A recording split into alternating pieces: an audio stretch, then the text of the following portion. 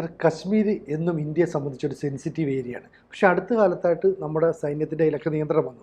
ഇപ്പോൾ കേൾക്കുന്ന ഒരു വാർത്ത അവിടുന്ന് ഒരു ചൈനീസ് ചാരനെ പിടികൂടിയെന്നാണ്. വീണ്ടും ആശങ്കയുണ്ടോ?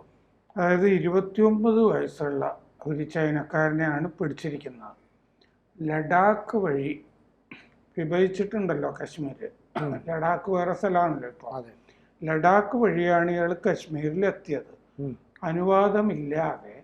കാരണം വിസയിൽ ടൂറിസ്റ്റ് വിസ എന്ന് പറഞ്ഞാൽ ഇന്ന സ്ഥലത്തേക്ക് പോകാനുള്ളതാണല്ലോ. അതിൽ അനുമതി ഇല്ല ഇയാൾക്ക് കശ്മീരിൽ പോവാൻ. അനുവാദമില്ലാതെ 2 ആഴ്ച ഇയാൾ കശ്മീരിൽ തങ്ങിയതായിട്ട് കണ്ടെത്തിയിട്ടുണ്ട്. അപ്പോൾ വിദേശികളെ അതിനുശേഷം അവിടെ ഈ ഹോം സ്റ്റേയിലോ മറ്റേ ഹോട്ടലുകളൊക്കെ ഉണ്ടല്ലോ, അത്തരം സ്ഥലങ്ങളിലൊക്കെ ഇതിനെ തുടർന്നിട്ട് വലിയ റെയ്ഡുകൾ കഴിഞ്ഞ ദിവസങ്ങളിൽ നടന്നിട്ടുണ്ട്. ഈ വിദേശികളെ വേണ്ടത്ര രേഖകളില്ലാതെ പാർപ്പിക്കുന്ന സ്ഥലങ്ങൾ ധാരാളം ഉണ്ട് എന്നും കണ്ടെത്തിയിട്ടുണ്ട്. അപ്പോൾ ഇയാളെ പിടിക്കാനുള്ള കാരണം എന്താണെന്ന് വെച്ച് കഴിഞ്ഞാൽ അസാധാരണമായ ഒരു ഇൻ്റർനെറ്റ് ഉപയോഗം ഒരു സ്ഥലത്ത് നിന്ന് കണ്ടെത്തി. അങ്ങനെയാണ് അന്വേഷിച്ച് വന്നപ്പോൾ അത് ഇയാളാണ് ചെയ്യുന്നതെന്ന് കണ്ടെത്തിയത്. എന്നിട്ട് നമ്മുടെ ഇന്ത്യൻ പട്ടാളം ഇയാളെ ഇൻ്റർസെപ്റ്റ് ചെയ്യാണ് ചെയ്തത്. ഹു കോങ് തായ് എന്നാണ് ഇയാളുടെ പേര്. 29 വയസ്സ്. ഹു കോങ് തായ്. ഇയാൾ ചൈനയിലെ ഗുവാങ്ഡോങ് പ്രവിശ്യയിലെ ഷെൻഷൻ നിന്നുള്ള ആളാണ് എന്ന് കണ്ടെത്തിയിട്ടുണ്ട്. നവംബർ 19-ാം തീയതി ഡൽഹിയിൽ ആണ് ഇയാൾ എത്തിയത്. ടൂറിസ്റ്റ് വിസയിലാണ് എത്തിയത്. അപ്പോൾ ബുദ്ധമത കേന്ദ്രങ്ങൾ സന്ദർശിക്കും എന്നാണ്. അതിന് വേണ്ടിയിട്ടാണ് ഇയാൾ വന്നിരിക്കുന്നത്. അതിന് വേണ്ടിയിട്ടാണ് ഇയാൾക്ക് ടൂറിസ്റ്റ് വിസ കൊടുത്തിരിക്കുന്നത്. ഡൽഹി, ഉത്തർപ്രദേശ്, രാജസ്ഥാൻ ഇവിടങ്ങളിൽ ബുദ്ധമത കേന്ദ്രങ്ങൾ സന്ദർശിക്കും എന്നാണ് ഇയാൾ പരിപാടിയായിട്ട് പറഞ്ഞിരുന്നത്.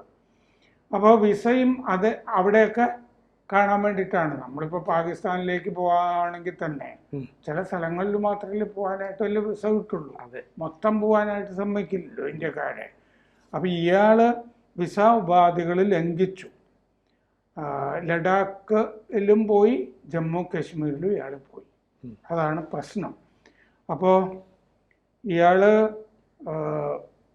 മൊബൈൽ സ്കാൻ ചെയ്തു. ഇയാളുടെ കയ്യിലുള്ള മൊബൈൽ സ്കാൻ ചെയ്ത് കഴിഞ്ഞപ്പോൾ ജമ്മു കാശ്മീരിലെ CRPFൻ്റെ വിന്യാസം, ഭടന്മാരുടെ അത് ഇയാൾ ചെക്ക് ചെയ്തിട്ടുണ്ട് എന്ന് കണ്ടു.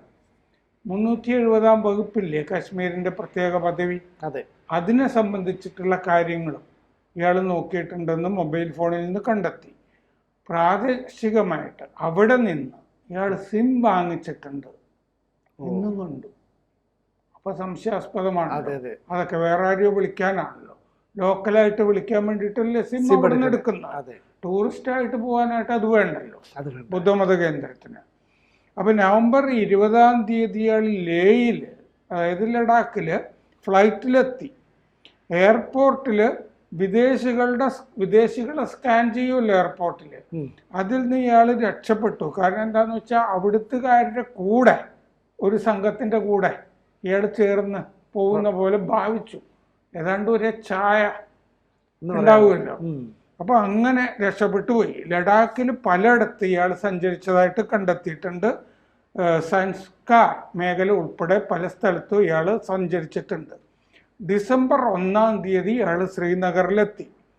രജിസ്റ്റർ അവിടെ ഈ ടൂറിസം ഫെസിലിറ്റി എന്നൊന്നും പറഞ്ഞ് അവിടെ സർക്കാരിൽ രജിസ്റ്റർ ചെയ്യാത്ത ഒരു ഗസ്റ്റ് ഹൗസിലാണ് ഇയാൾ താമസിച്ചത്. അതും സംശയാസ്പദമാണ്. അങ്ങനെ ഒരു സ്ഥലം തേടി പിടിച്ചിട്ട് അവിടെ അയാൾ താമസിക്കുന്നു. അപ്പോൾ വേണ്ട രേഖകളൊന്നും കൊടുക്കണ്ടല്ലോ. എന്നിട്ട് പല സ്ഥലങ്ങൾ കണ്ടു. ഹാർവാൻ ബുദ്ധവിഹാരത്തിൽ ഇയാൾ പോയിട്ടുണ്ട്. ശങ്കരാചാര്യ മല പോയിട്ടുണ്ട്. ഹസ്രത് ബാലിൽ പോയിട്ടുണ്ട്. മുഗൾ ഗാർഡൻ, ദാൽ തടാകത്തിൻ്റെ അടുത്ത് മുഗൾ ഗാർഡനിൽ പോയിട്ടുണ്ട്.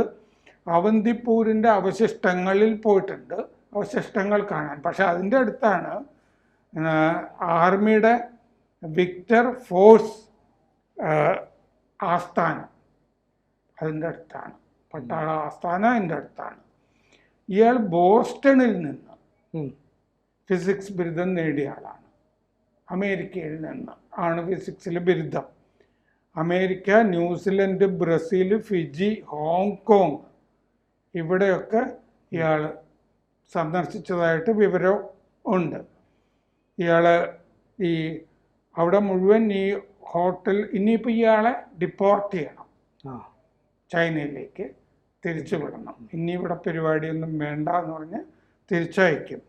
അവിടുത്തെ ഹോട്ടലുകൾ, ഹോം സ്റ്റേകൾ, ഹൗസ് ബോട്ടുകൾ ഇതൊക്കെ സെർച്ച് ചെയ്തിട്ടുണ്ട്. ഇതിനെ തുടർന്ന് നമ്മുടെ സേന ഫോം സി നൽകാത്ത ഹോട്ടലുകളും ഹോം സ്റ്റേകളും ഒക്കെയാണ് സെർച്ച് ചെയ്തിരിക്കുന്നത്. അപ്പോൾ ഫോം സി എന്ന് പറഞ്ഞാൽ ഇമിഗ്രേഷൻ ആൻഡ് ഫോറിനേഴ്സ് ആക്ട് അനുസരിച്ചിട്ട് വിദേശികൾ താമസിക്കുന്നത് റിപ്പോർട്ട് ചെയ്യണം. അതിനാണ് ഫോം സി എന്ന് പറയുന്നത്. ഇന്ന വിദേശത്തു നിന്ന് ഇന്ന ആൾ വന്നിരിക്കുന്ന എന്ന് സർക്കാരിനെ അറിയിക്കണം. ഇപ്പോൾ എന്നിട്ട് ഈ സെർച്ചൊക്കെ നടന്നിട്ട് 5 FIR ഇട്ടിട്ടുണ്ട്, 5 കേസുകൾ രജിസ്റ്റർ ചെയ്തിട്ടുണ്ട്.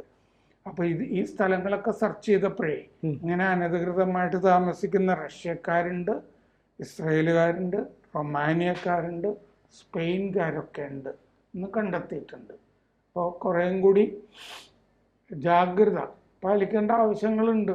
ഇങ്ങനെയൊക്കെ ആയിട്ടാണല്ലോ അവിടെ മുമ്പും വിദേശികളെയൊക്കെ തടവിലാക്കുകയൊക്കെ ചെയ്തിട്ടുണ്ടല്ലോ ഭീകരന്മാർ.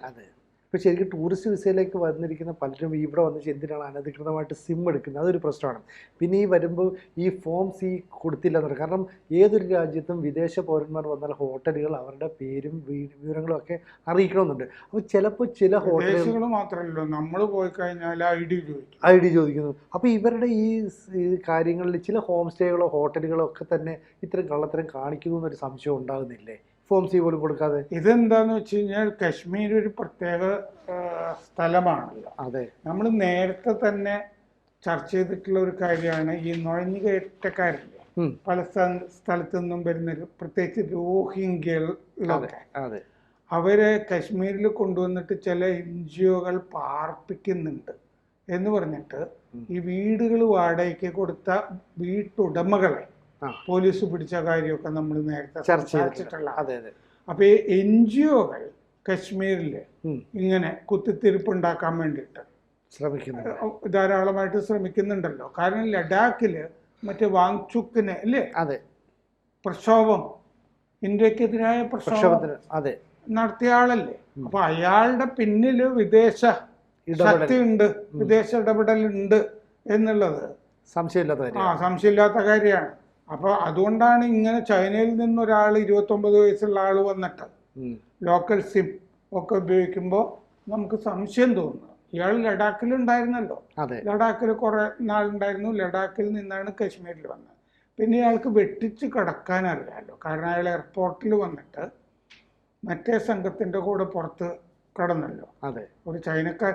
നമ്മളിത് എപ്പോഴാണ് സംഭവിക്കുന്നത്? അരുണാചൽ പ്രദേശുകാരിയായ ഒരു സ്ത്രീ ബ്രിട്ടനിൽ നിന്ന് ഷാങ്ഹായിലെത്തിയപ്പോൾ അവരവിടെ പിടിച്ച് വെച്ചതല്ലേ, അവരോട് മോശമായിട്ട് പെരുമാറി അവരെ ഹറാസ് ചെയ്യുകയൊക്കെ ചെയ്തതല്ലേ. അരുണാചൽ എന്ന് പറഞ്ഞാൽ ചൈനയുടെ ഭാഗമാണെന്ന് ഞങ്ങളുടെ നാട്ടുകാരിയാണ് നിങ്ങൾ പാസ്പോർട്ട് എടുക്കേണ്ടത് ഇവിടുന്നാണ് എന്നൊക്കെ പറഞ്ഞിട്ട്.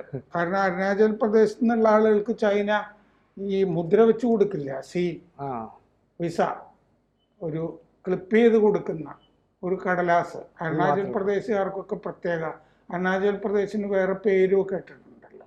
ഇപ്പൊ വേറെ പേര് വേറെ രാജ്യങ്ങളും ഒക്കെ സ്വീകരിക്കാനൊക്കെ തുടങ്ങിയിട്ടുണ്ട്. നേപ്പാള് അടുത്ത കാലത്ത് പ്രത്യേക ഭൂപടം ഒക്കെ അവരും ഉണ്ടാക്കി, ബംഗ്ലാദേശിനെ പോലെ തന്നെ. അപ്പോൾ അതുകൊണ്ട് ഈ അയൽ രാജ്യങ്ങൾ കശ്മീരിൽ ധാരാളം കുത്തിത്തിരിപ്പുകൾ ഉണ്ടാക്കുന്ന ഒരു ദശാസന്ധി ഇത് ഇത്തരം കാര്യങ്ങൾ ഇത് കണ്ടുപിടിച്ചു എന്നുള്ളത് തന്നെ വളരെ ഗൗരവമുള്ള കാര്യമാണ്. കാരണം കശ്മീരിൽ ഒരു ചക്രവർത്തി എന്ന് പറഞ്ഞൊരു പോലീസ് സൂപ്രണ്ടിന്റെ ജാഗ്രത കൊണ്ടല്ലേ ഈ ഡോക്ടർ ഗാങ്ങിനെ പിടികൂടിയത്. കാരണം അവിടെ പോസ്റ്റർ ഒട്ടിച്ചിരിക്കുന്നു, അസാധാരണമായ സംഭവമാണ്. ഇന്ത്യ വിരുദ്ധമായിട്ട് പോസ്റ്റർ ഒട്ടിച്ചിരിക്കുന്നു 370-നൊക്കെ എതിരെ. അത് പിന്തുടർന്ന് പോയപ്പോഴാണ് ആ മൗലവിയെ, ഇമാമിനെ പിടികിട്ടുന്നത്. പിന്നെ ഇമാമിനെ അന്വേഷിക്കുമ്പോഴാണ് ഈ ഡോക്ടർ ഗാങ്ങിലേക്കൊക്കെ ചെല്ലുന്നത്. അപ്പോൾ കശ്മീരിൽ ജാഗ്രത കൂടുതൽ ആവശ്യമാണ് എന്നുള്ളത് തന്നെയാണ് ഇതിൽ നിന്നും നമുക്ക് മനസ്സിലാകുന്നത്. പ്രേക്ഷകരോട് ഒരു അഭ്യർത്ഥനയുണ്ട്. ABC-ക്ക് ഒരു ഹിന്ദി ചാനൽ കൂടിയുണ്ട്. അത് കേരളത്തിന് മാത്രമല്ല, ABC ഭാരതത്തിന് തന്നെ ഒരു ജാലകമാകണം എന്ന ആഗ്രഹത്തിൽ നമ്മൾ കുറച്ചു കാലമായി ഈ ഹിന്ദി ചാനൽ തുടങ്ങിയിട്ട് നന്നായിട്ട് പോകുന്നു. അതും സബ്സ്ക്രൈബ് ചെയ്യുക. കൂടുതൽ വാർത്തകളും വിശേഷങ്ങളും നിങ്ങളിലേക്ക് എത്താൻ ABC മലയാളം സബ്സ്ക്രൈബ് ചെയ്യുക, ബെൽ ബട്ടണും അമർത്തുക.